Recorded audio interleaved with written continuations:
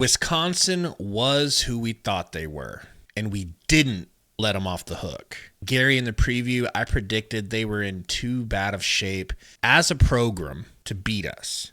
And luckily, for all of us, it actually worked out that way. Still, I absolutely did not see 44 points coming, and in all actuality, it should have been over 50. It's official. Dana Holgerson deserves a key to the city of Lincoln, and if he wants it, the job is his next year. What do you think makes him such a near perfect fit for this team? I don't know that he's a perfect fit, to be honest with you. He's the guy I wanted originally when Rule was looking at putting a staff together. You and I have gone back and forth on opinions on how the offense should be ran in games this season. I'm just more aggressive mindset on both sides of the ball, so I get frustrated with a lot of things on the defensive side. But that aside, we don't know what it's going to do long term. Since the Illinois game, there's been a game plan, a blueprint essentially of how you stop Nebraska's offense, and it's play man-to-man and put a lot of pressure on Raiola because they don't have a quick pass game. They can't run outside. So all the runs that they are comfortable or able to do to get somewhere is up front. So you keep a lot of guys in the box, and then you blitz some of those guys to get the added pressure on Raiola. And there was no counter to that for weeks. And I said in the stream, it doesn't take a highly skilled or a real like clever-minded offensive coordinator that's on the outside looking in, or even football mind period, to go, if you throw in a little quick passing game, you beat a lot of those blitzes. You don't have to have great route running when you have guys running slants or quick cross routes or quick outs even. The emphasis was put on the players, which I think was kind of overlooked by a lot of people who are upset with Satterfield, and rightfully so, starting to get upset with Rule. Holgerson in the press conference called them all out, and he's like, dude, the offensive line's blocking to the point where I could walk through with both my arms spread and not touch anybody. Why aren't you getting to the holes? Talks about the wide receivers. You guys are big body guys, highly skilled, strong wide receivers. Why are you not able to block in most situations smaller cornerbacks downfield? And holding the players accountable.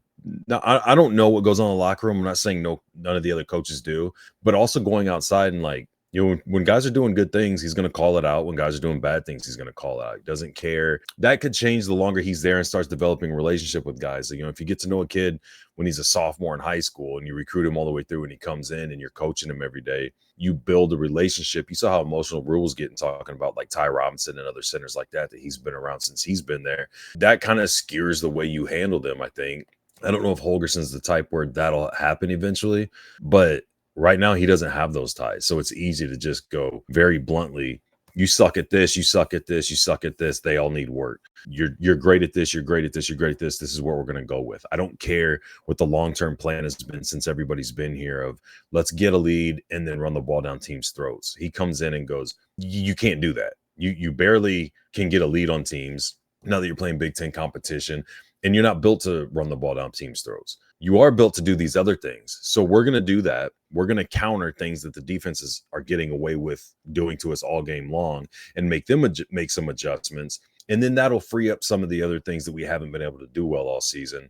And I felt like he was trying to do that against USC. Keep in mind, it's only really his third week with the team, his second game. So to answer your question, I don't know that he's the long-term answer. Maybe what he does gets figured out. He settles in with players and becomes complacent with some things. And maybe we're upset with him at some point during next season, but we can't predict the future, right? So a change needed to be made. It's definitely the guy I wanted originally. I like the fit. I really hope it works out. So far, it looks good.